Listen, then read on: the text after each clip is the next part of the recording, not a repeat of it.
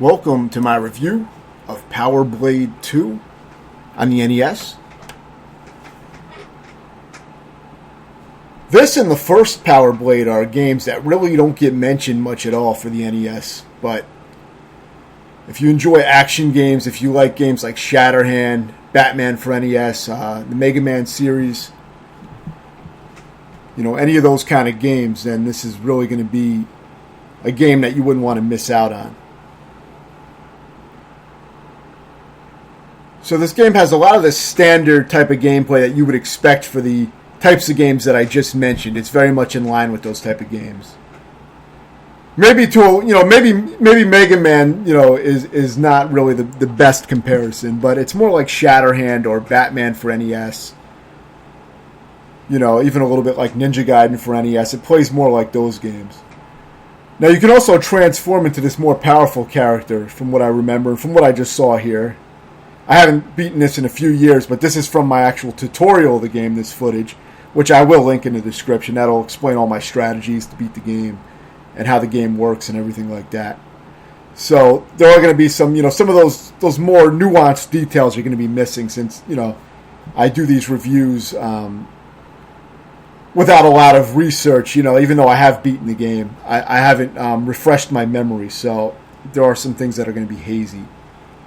But I do remember how much I enjoyed the game, and the core details are still in my mind. So as usual, you have boss fights, and the bosses are pretty cool.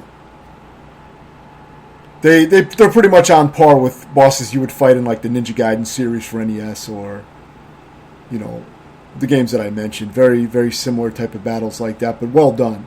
Enjoyable fights. Some of them can be pretty challenging. The game is I would say, a moderate difficulty, which, for an NES game, because it has unlimited continues. So I would say the difficulty is moderate. It's definitely not one of the harder NES games, but it's a nice moderate difficulty for these type of games. It's an enjoyable, kind of satisfying difficulty, I would say, at least. Now, of course, for people who are less accustomed to these kind of games, of course, it can be very hard. It just kind of depends on your skill level, but I'm going to compare it to the average NES game. I think that's a good average to compare it to. For those who are familiar with those games, kind of what the average difficulty of the games is. And I would say this is kind of more in that moderate range for an NES game. But yeah, it has your typical type of stages where, you have to sometimes ascend, you get to do a little swimming. And you have projectile weapons most of the time, so you're going to be using those a lot.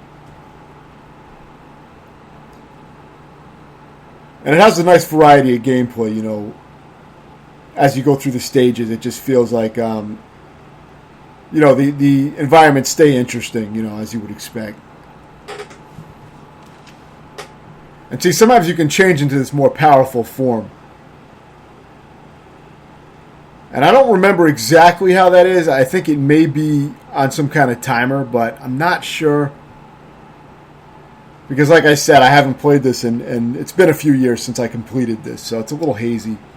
But I wanted to go back and review some of these games that I made tutorials on and made, or just made playthroughs on since 2016. That's when I started uploading playthroughs. Of course, I was playing games since the 80s, but I didn't get capture capabilities until 2016, so all my playthroughs are from that period now. But yeah, there's been some great games that I completed on the channel, and I didn't review because I just started doing reviews a few months ago, so it's still relatively new for me.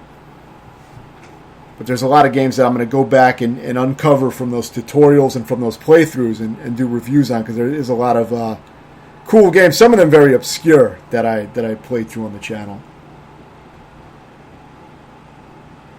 See, this form can fly. So there's a little variety here with switching to the flying character for certain parts. I think you're supposed to actually, walk on these blocks and follow them on foot. But I kind of, I like to bypass shit whenever possible. I'm always looking for exploits. So this made this part much easier. I believe you have a few different forms you can switch between that you can power up to, but again, I don't really remember all the smaller details of the game, that's for sure. I do remember that in the start of the game, you can select out of maybe a few stages that you want to start from for your first stage. I think you can select the order of the stages early on. But then I think there's a certain part where you have to do the final stages in a certain order, similar to Mega Man. Mega Man's like that. But if I remember right, this is also a Capcom game, so this does have a lot of similarities to Mega Man, but it's not really, a direct kind of comparison to Mega Man, because it does play quite a bit differently with the movement. It is really more like, something like Shatterhand or something like that. But you do have slides, a little bit reminiscent of like Mega Man X, but...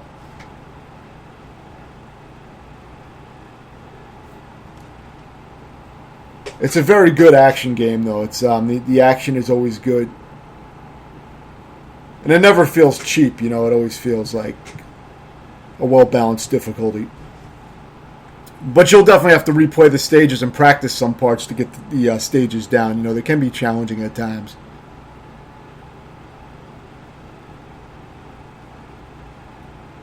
But both of these games, this game and the first game, are both a similar difficulty from what I remember, as I did complete both. And while I can't remember which one I liked better of the two, I can say that they were both very good games. So if you like what you're seeing here, check out the first game as well, because you will most likely enjoy that. Shatterhand is another one that I should beat soon. I got to the end a while ago, but I never did complete it. And then once I complete that, I would definitely do a review of that game as well. But yeah, here I'm doing a little swimming, so it mixes it up a little bit. Between some flying, swimming, you got boss fights.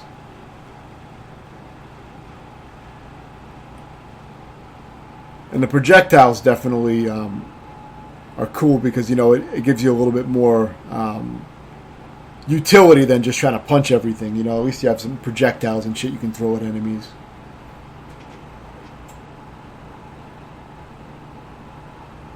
Kind of similar to Batman when you use the Batarang weapon. At least with the regular character. Once you change forms to the more powerful character, he pretty much has like a wave type of attack that seems to travel the full screen and has a wider, hit range. As usual, you can find little exploits for a lot of bosses and stuff and pull some bullshit, as with pretty much any NES game, so it's not really too much of a fault of the game. But, you could knock it down for things like that. But I'm usually not that irritated when I beat a boss easily anyway. I like going on to the next fucking stage. But yeah, this is a fun game to play through. And pretty much what you see is what you get. There's really not, anything hidden beneath the surface. It's a pretty straightforward game.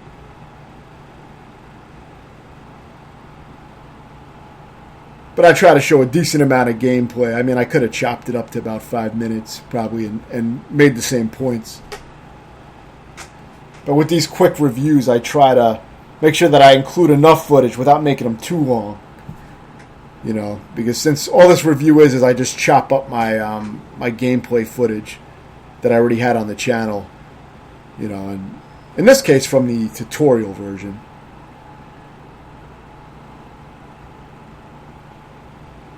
Some of the characters can also climb on the walls, as you see. I think that might be specific to certain characters, but I'm not sure.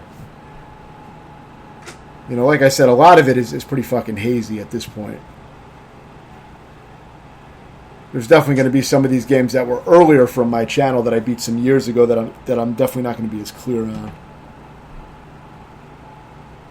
But I think it's still good to get the word out about this game for the one or two people that may come across the video.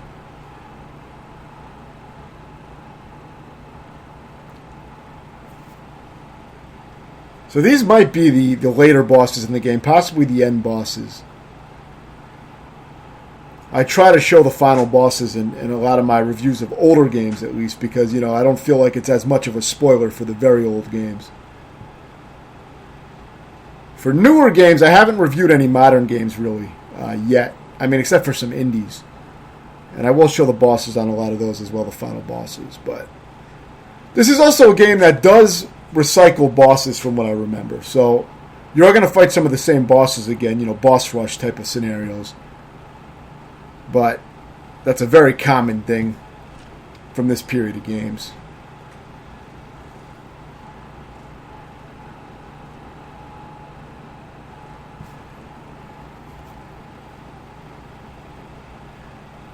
And this may be the actual final boss. Looks like something out of Aliens or some shit. I don't remember it being too hard. But still a cool fight.